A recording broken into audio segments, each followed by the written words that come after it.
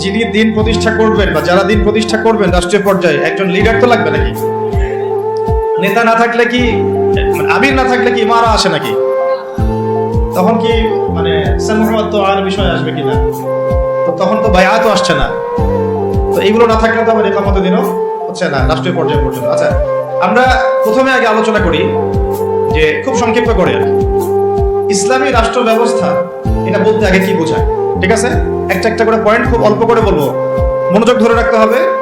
আর আশেপাশে অন্য ভাইকে ডিস্টার্ব করবেন না, অল্প সময়, বেশি সময় নিব না ইনশাআল্লাহ আপনাদের সাথে। এক নাম্বার কথা হচ্ছে আমাদেরকে আগে বুঝতে হবে ইসলামী রাষ্ট্র কি আর অনইসলামিক রাষ্ট্র কি, ঠিক আছে? উত্তর অল্প করে বুঝি। ইসলামী রাষ্ট্র বলতে এটা বোঝায় না যে একটা রাষ্ট্রের বেশিরভাগ মানুষ মুসলিম, এটাই ইসলামী রাষ্ট্রের সংজ্ঞা নয়। কথাগুলো বোঝার চেষ্টা করেন। আপনারা এখন এগুলো ফোনে নোট করতে পারেন, ফোনের মধ্যে নোট করতে পারেন, ছবি তুলবেন না, ফোনে নোট করতে পারেন। ইসলামী রাষ্ট্র কাকে বলে? যেই রাষ্ট্রের শাসন ব্যবস্থা শুধুমাত্র আল্লাহ এবং তার রাসূলের বিধান অনুযায়ী পরিচালিত হয় তাকে বলা হয় ইসলামী রাষ্ট্র। কি বললাম বলেন? ইসলামী রাষ্ট্র কাকে বলে? যেই রাষ্ট্রের শাসন ব্যবস্থা, মানে শাসন ব্যবস্থা বলতে রাজনীতি, অর্থনীতি, সমাজনীতি, শিক্ষানীতি, সংস্কৃতি এবং বাকি যত ক্ষেত্র আছে, প্রতিটা ক্ষেত্র যখন আল্লাহ এবং তার রাসূলের বিধান মাফিক পরিচালিত হবে তখন তাকে বলা হবে ইসলামী রাষ্ট্র ব্যবস্থা বা ইসলামী হুকুমত বা ইসলামী শাসন ব্যবস্থা। যদি একটা রাষ্ট্রের মধ্যে বেশিরভাগ মানুষ মুসলমান হয়, যেমন আমাদের রাষ্ট্র, বেশিরভাগ মানুষ কি মুসলিম না মুসলিম? কিন্তু সেই রাষ্ট্রে আল্লাহ পাকের বিধান বাস্তবায়িত না হয়, তাহলে আমরা সেটাকে ইসলামী রাষ্ট্র বলতে পারি না। সেটাকে আমরা বলতে পারি মুসলিম প্রধান দেশ। কি বলতে পারি? যেমন বাংলাদেশ একটা মুসলিম প্রধান দেশ, এটা ইসলামী রাষ্ট্র ব্যবস্থার দিকে এখনো যায়নি।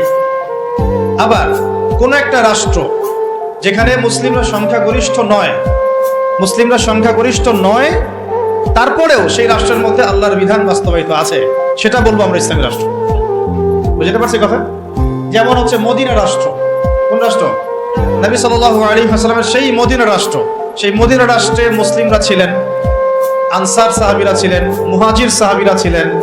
আনসার সাহাবীদের দুইটা গোত্র ছিল, আওস এবং খাজরাজ। অনেকে জানেন, অনেকে হয়তো জানেন না, জেনে নেন।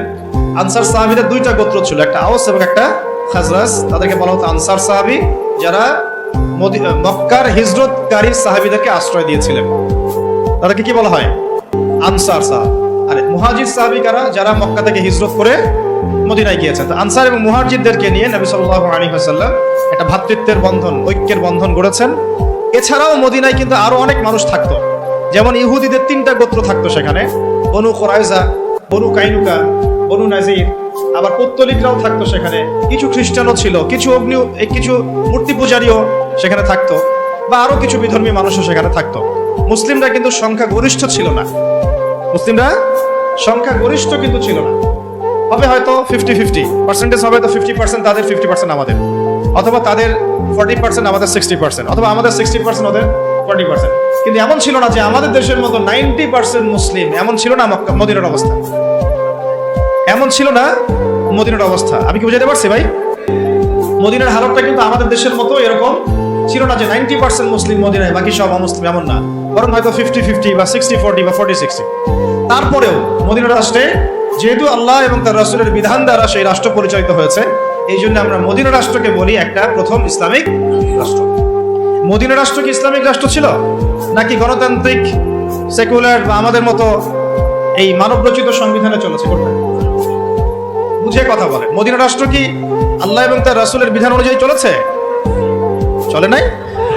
নাকি গণতন্ত্র দিয়ে চলেছে, ধর্মনিরপেক্ষতা দিয়ে চলেছে, নাকি কমিউনিজম দিয়ে চলেছে, জাতীয়তাবাদ দিয়ে চলেছে, নাকি মানব রচিত সংবিধান দিয়ে চলেছে? কোনটা? এতটুকু তো জ্ঞান আমাদের থাকা উচিত। মদিনা রাষ্ট্র চলেছে আল্লাহ এবং তার রাসূলের বিধান মোতাবেক, যদিও সেখানে আমরা সংখ্যাগরিষ্ঠ নই, তারপরেও বিধান চলেছে কার? আল্লাহ। এই কারণে মদিনা হচ্ছে একটা ইসলামী রাষ্ট্র। কিন্তু পক্ষান্তরে বাংলাদেশের দিকে যদি আমরা তাকাই, এখানে যদিও আমরা 90% মুসলিম, কিন্তু এই দেশটা শাসিত হচ্ছে সেই 70-80-100 বছর থেকে মানব রচিত সংবিধান দিয়ে। এখানে আল্লাহর বিধান বাস্তবায়িত হচ্ছে না, আল্লাহর হুদুদ, আল্লাহর কিসাস, এগুলো বাস্তবায়িত হচ্ছে না, শরিয়া আইন বাস্তবায়িত হচ্ছে না। পক্ষান্তরে তথাকথিত গণতন্ত্র, ধর্মনিরপেক্ষতাবাদ, কমিউনিজম, জাতীয়তাবাদ, এইসব মতবাদগুলো, পশ্চিমা মতবাদগুলো দিয়ে এই দেশ শাসিত হচ্ছে। এই কারণে আমরা এই দেশে সংখ্যাগরিষ্ঠ মুসলিম হলেও এই রাষ্ট্রটাকে আমরা বলতে পারি না যেটা একটা ইসলামিক রাষ্ট্র। বুঝতে পেরেছি? আচ্ছা, তাহলে পার্থক্য বুঝলাম, সংজ্ঞাও জানলাম। ইসলামী রাষ্ট্র কাকে বলে? বলে না যেই রাষ্ট্র আল্লাহ এবং তার রাসূলের বিধান দ্বারা পরিচালিত হয় তাকে বলা হয় ইসলামী রাষ্ট্র। তাহলে আপনারা নিজেরাই বুঝতে পারবেন যে আমরা আসলে কোন জায়গায় আছি। আমরা কি আদৌ ইসলামী রাষ্ট্রে আছি? আমরা মুসলিম প্রধান দেশে বাস করি। আমরা মুসলিম প্রধান দেশে বাস করি। এখন একটা হাস্যকর কথা শুনে, হাস্যকর কথা হচ্ছে, ধরেন যে আমার একটা বাড়ি আছে। এই বাড়িতে আপনাদের সবারই তো বাড়ি ঘর আছে, যার যার বাড়ি সেখানে তার হুকুম চলে না নাকি? আপনার বাড়ি আমার হুকুম চলে? কোনটা? বাড়ি যার হুকুম তার চলে না? আচ্ছা, এখন ধরেন যে আমরা 10 ভাই একটা এলাকার মধ্যে আছি। এই 10 ভাইয়ের যে মতবাদ বা আদর্শ বা যে মন্তব্য, যেটা মাশওয়ারা, রায়, অন্যদের উপরে সেটা প্রাধান্য পাবে না। আমার বাসায় আমার বাসায় 10 ভাই নিয়ে আছি, ধরেন আমরা সবাই 10 ভাই, মায়ের পেটের ভাই বা ইমানি ভাই, আর বাকি আছে কিছু অল্প কিছু মানুষ, 2 জন 3 জন 4 জন, এরা কেউ বিধর্মী, কেউ অন্য মতবাদের। তো এইখানে যখন কোনো রায় নিব বা যখন কোনো ফলাফল প্রতিষ্ঠা করব, তখন আমরা কার রায় নিব? ওই 10 ভাইয়ের রায় নিব নাকি ওই 2-4 জনের রায় নিব? স্বাভাবিকভাবে ওই 10 ভাইয়ের রায় প্রাধান্য পাবে, যেহেতু আমি এখানে সংখ্যাগরিষ্ঠ, তাই তো? এবং আমরা আল্লাহর এবং তার রাসূলের বিধান অনুযায়ী চলছি, তাই আমাদের কাছে তো উৎসটাও অভ্রান্ত সত্যের উৎস, এখানে তো বাতিলের কোনো সংমিশ্রণ নাই। তো এখন বাংলাদেশের 90% মুসলিম থাকার পরেও, 90% মুসলিম থাকার পরেও বাংলাদেশের রাষ্ট্র ব্যবস্থায় কোরআনের বিধান বাস্তবায়িত হয় নাই। বাংলাদেশের রাষ্ট্র ব্যবস্থায় আল্লাহর শরিয়া আইন বাস্তবায়িত হয় নাই। বাংলাদেশের শিক্ষা ব্যবস্থায় ইসলামী শিক্ষাকে বাধ্যতামূলক করা হয় নাই। বাংলাদেশের সংস্কৃতির মধ্যে ইসলামী সংস্কৃতিকে বাধ্যতামূলক করা হয় নাই। বাংলাদেশের অর্থনীতির মধ্যে সুদবিহীন ইসলামী অর্থনীতি বাস্তবায়িত করা হয় নাই। বাংলাদেশের রাজনীতির মধ্যে ইসলামী কোরআন এবং সুন্নাহ ভিত্তিক ইসলামিক যে রাজনীতি, নবী সাল্লাল্লাহু আলাইহি ওয়াসাল্লামের যে রাজনীতি, এটাকে বাধ্যতামূলক করা হয় নাই। ব্যাপারটা হাস্যকর না? আমার ঘর, আমার জমিন, আমার দেশ, আমার মাটি, আমরাই সংখ্যাগরিষ্ঠ, আর আমাদের ধর্মেই এখানে উপেক্ষিত। কি বুঝতে পারছেন না? ঘর আমার, বাড়ি আমার, এলাকা আমার, আমরা মুসলিম, সংখ্যাগরিষ্ঠ আমরা, তারপরেও আমাদের দেশে আল্লাহ এবং তার রাসূলের আইন বাস্তবায়িত হয় নাই। সংবিধানের মধ্যে ইসলাম স্থান পায় নাই। রাষ্ট্র ধর্ম ইসলাম হবে কিনা ভোটাভুটি করতে হয়, সংবিধানে বিসমিল্লাহ থাকবে কিনা ভোটাভুটি করতে হয়। সুবহানাল্লাহ, আস্তাগফিরুল্লাহ, লা হাওলা ওয়ালা কুওয়াতা ইল্লা বিল্লাহিল আলিয়্যিল আযীম। তাহলে দেখেন, চিন্তা করেন কত বড় ধোঁকাবাজি, কত বড় প্রতারণা আমাদের সাথে। 90% মুসলিম আমি, তাহলে তো আমার কথা এখানে দাপটের সাথে মানতে হবে নাকি? কথা তো খুব সিম্পল। আমার জায়গা, আমার জমি, আমার দেশ, আমার বাড়ি, আমার জাতি, আমরা মুসলিম, তাও আবার সংখ্যাগরিষ্ঠ, তারপরে আমরা দাসত্ব করতেছি পশ্চিমাদের। তারপরেও রাজনৈতিক ক্ষেত্রে আমরা দাসত্ব করতেছি পশ্চিমা তথাকথিত গণতন্ত্রের, আব্রাহাম লিঙ্কন যে ধর্মের প্রবক্তা আর কি, তারপরে কমিউনিজমের, তারপরে সেকুলারিজমের, ধর্মনিরপেক্ষতাবাদের, জাতীয়তাবাদের, এইসবের দাসত্ব করতেছি আমরা। আমরা আবার অর্থনৈতিক জীবনে এসে সুদের দাসত্ব করতেছি, নাউযুবিল্লাহ। আমরা আবার শিক্ষা ক্ষেত্রে এসে সেকুলার শিক্ষা ব্যবস্থার দাসত্ব করতেছি। সমাজ ব্যবস্থায় এসে যত রকম কুফরি, শিরক এবং জাহালাত, এগুলোর দাসত্ব করতেছি। আমরা আবার ব্যক্তি জীবনে এসে দেখা যাচ্ছে, হ্যাঁ, ব্যক্তি জীবনে এসে কেউ কেউ ধর্ম পালন করছি, তাও সেটা মসজিদের ভিতরে, হয়তো নামাজ, রোজা, হজ, যাকাত, তাসবিহ, তাহলিল, জিকির, আজকার, এইটুকু সীমাবদ্ধ। ইসলামকে যখন আমরা বলছি ইসলাম শিক্ষায় থাকবে, সমাজে থাকবে, সংস্কৃতিতে থাকবে, অর্থনীতিতে থাকবে, রাজনীতিতে থাকবে, তখন তারা আমাদেরকে আবার বলছে আমরাই জঙ্গি, সন্ত্রাসী, মৌলবাদী। কত বড় প্রতারণা আমাদের সাথে করা হচ্ছে বা হয়েছে, এটা কি বুঝতে পারছেন কিনা? সবাই বুঝবেন এই কথাগুলো, আমি জানি। যাদের বোঝার তারা বুঝেন, তারা বুঝলেই হবে। আর বাংলাদেশ ইসলামী শাসন ব্যবস্থা গরু ছাগল দিয়ে হবে না।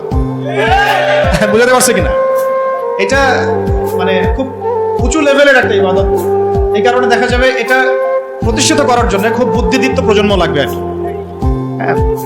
বুদ্ধিদীপ্ত একটা তরুণ প্রজন্ম লাগবে, এবং ওলামায়ে কেরামের সোহবত, দুটো একসাথে যখন হবে ইনশাআল্লাহ হয়ে যাবে। চল, তাহলে ইসলামের রাষ্ট্র ব্যবস্থা কাকে বলে এটা বুঝলেন, এবং আমাদের সাথে কি ধোঁকাবাজি হয়েছে এটা বুঝলেন। এখনো দেখেন, এখন যদি আপনারা বলেন যে আমরা সবাই ইসলামী রাষ্ট্র ব্যবস্থা চাই, একটা গণভোটের আয়োজন করা হোক, দেখা যাক কারা কারা ইসলামের পক্ষে ভোট দেয়। ঠিক আছে? দেখবেন যদি 80% মানুষও ভোট দেয় যে হ্যাঁ আমরা ইসলামের পক্ষে আছি, আমরা ইসলামী শাসন ব্যবস্থা চাই, আমরা চাই দেশের মধ্যে আল্লাহর বিধান বাস্তবায়িত হোক, ওই যে 20% মানুষ যারা চায় না, ওদের মতটাই প্রাধান্য পাবে এই সিস্টেমের মধ্যে। তাহলে আমাদের মতকে প্রাধান্য দিবে না। আর যদিও কেউ দিতে চায় তখন দেখা যাবে ভারত, আমেরিকা, পশ্চিমা শক্তি এগুলো আমাদের উপর আক্রমণ করে বসবে। তো এই যে একটা ধোঁকাবাজি, এই যে একটা প্রতারণা আমাদের সামনে চলছে, এখান থেকে জাতিকে বের করতে হবে। কথা হবে একটাই, যে জমিন আল্লাহর, বিধান চলবে। এই জমিন কার? এই জমিন আল্লাহর। আমি আল্লাহর বান্দা, আমি আল্লাহর দিন পালন করি, আমি আল্লাহর রাসূল মুহাম্মদ সাল্লাল্লাহু আলাইহি ওয়াসাল্লামকে অনুসরণ করি। এই জমিনে মুসলিমদের মধ্যে শরিয়া চলবে, বিধান চলবে কার? আল্লাহর। সোজা কথা। আর যাদের এটাতে অ্যালার্জি হয় তারা কোথায়? জাহান্নামে গিয়ে মরে মরুক, এটা নিয়ে আমাদের কোনো আফসোস নেই, আপত্তি নেই। হ্যাঁ, তারা যদি ভালোই ভালোই মেনে নেয় তো আলহামদুলিল্লাহ, না মানলে আমরা দাওয়াতের কাজ তো করতে থাকবোই। আর যদি তারা আমাদের উপর জুলুম করতে আসে, আমরাও প্রতিবাদের ভাষা বেছে নেব ইনশাআল্লাহ। কারণ বিপ্লব বা অভ্যুত্থান কখনো কনফ্লিক্ট ছাড়া হয় না। এর প্রমাণটা আমাদের ছাত্র ভাইরাই দেখাই দিয়েছে।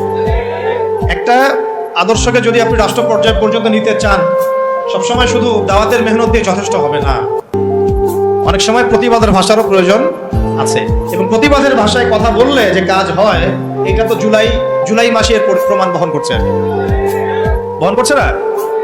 এখন যারা জুলুম করেছে ছাত্র ভাইদের উপরে, এবং ছাত্র ভাইরা যখন এটাকে প্রতিবাদ করেছে, তার একটা দাবি নিয়ে যখন, এক দফা দাবি নিয়ে যখন রাস্তায় নেমেছে, তখন আমরা কি ছাত্র ভাইদেরকে বলেছিলাম যে ছাত্র ভাইরা বুকে হাত দিয়ে বলেন তো, কেউ কি বলেছে এই ছাত্র ভাইরা শক্তি, এই ছাত্র ভাইরা উগ্র? বলেছে কেউ?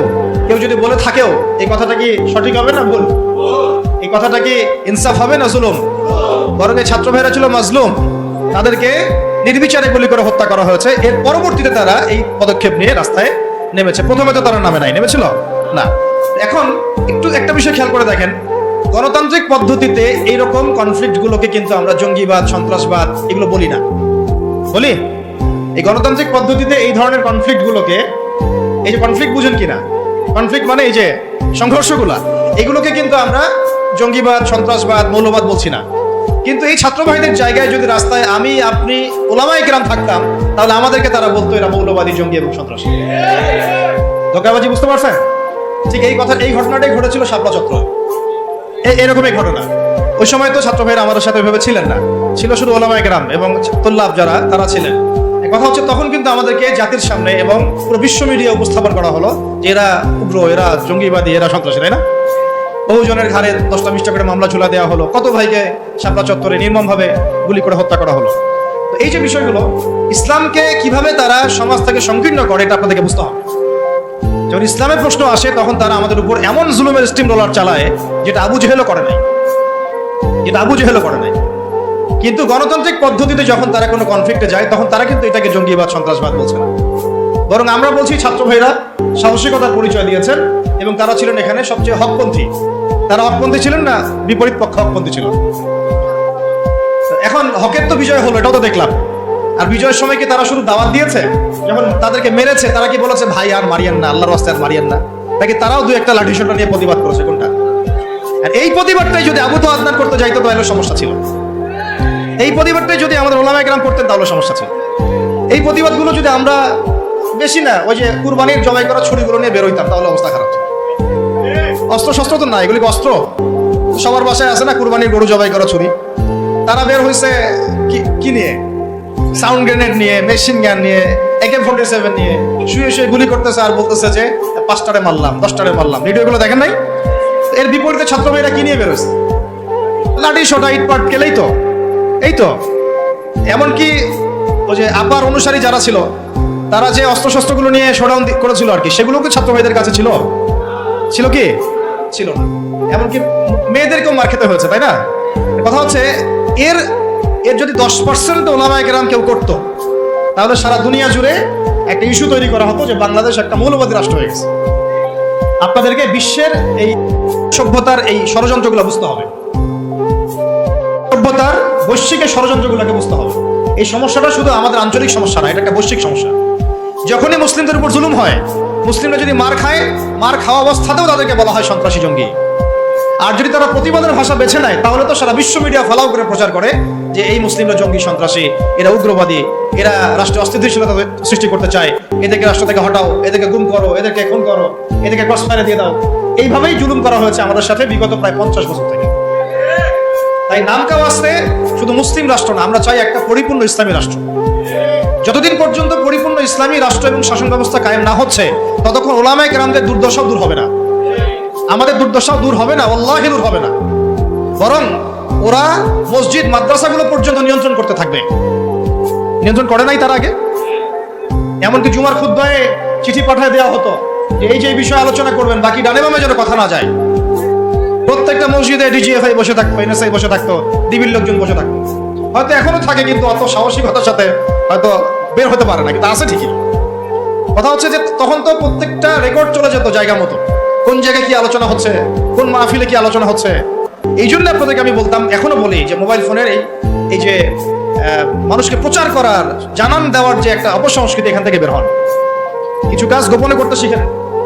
তারা গোপনে গোপনে এইভাবে দায়ীদের, আলেমদের নাম লিস্ট করে গোপনে গোপনে উঠাই ফেলতো। কাউকে গুম করার সময় তারা কি বলতো লাইভে এসে, অমুককে আজকে গুম করবো, বলতো কখনো? তাহলে আমরা তো দেখা যায় এমন একটা অবস্থা, কোথাও ওয়াজ করতে গেলে বরকত দান করেন, জানাইতেই হবে মানুষকে। আমার না জানানোর পর্যন্ত আমার ইবাদত মনে কবুল হচ্ছে না। এই যে একটা সাইকোলজিক্যাল ডিসঅর্ডার, আমি বলি এটা সাইকোলজিক্যাল ডিসঅর্ডার। মানে আমাদেরকে আরো অনেক স্মার্ট হইতে হবে। এত সহজ না রাষ্ট্র পর্যায় পর্যন্ত ইসলামকে নিয়ে যাওয়া। আমাদের ভিতরে ভিতরে কাজ করতে হবে, গোপনে গোপনে কাজ করতে হবে। নবী সাল্লাল্লাহু আলাইহি ওয়াসাল্লাম প্রথম 3 বছর গোপনে দাওয়াত দিয়েছেন। কত বছর? 3 বছর টানা। কিছু কাজ গোপনে করতে হয়, কিছু কাজ গোপনে করতে হয়। তাহাজ্জুদের কিছু দোয়া গোপনে করতে হয়। ওই গোপন দোয়াতে ওমর রাদিয়াল্লাহু আনহুর মতো মানুষ ইসলাম কবুল করে। ভালো করে বুঝবেন, সবকিছু প্রচার করতে হয় না। হ্যাঁ, প্রচার আমি করব, যেটা প্রচার করার প্রয়োজন, যেটা প্রচার করা দরকার, যেটা প্রচার করলে কাফেরের গায়ে জ্বালা ধরবে, সেগুলো আমরা প্রচার করব। কিন্তু সবকিছু সব জায়গায় প্রচার করতে হয় না, এটা আমাদেরকে বুঝতে হবে। এখন যারা বাংলাদেশকে শাসন করছে এখনো, তারা কি সব পলিসিগুলো সবার সামনে উন্মুক্ত করছে? করছে না। গোপনে গোপনে কি হচ্ছে আল্লাহই ভালো জানে। কি হচ্ছে আমরা তো আজ করতে পারি, আজ তো করতে পারছি। এরপরে যারা ওই যে ওত পেতে বসে আছে আর কি, সুযোগ পাইলেই ক্ষমতা দখল করবে, তারা কি করতেছে? এটা কি আপনাদের সবাইকে বলতেছে? গোপনে গোপনে করছে, মাঠ রেডি করছে তারা। ঠিক এই কারণে আমরা যদি ইসলামী রাষ্ট্র ব্যবস্থায় যেতে চাই, তাহলে ওলামায়ে কেরাম এবং আপনাদেরকে, স্পেশালি ইয়াং জেনারেশন, তরুণদেরকে, তোল্লাবদেরকে কিছু কিছু বিষয়ে গোপন রাখার অভ্যাস তৈরি করতে হবে। আল্লাহ পাক করার তৌফিক দান।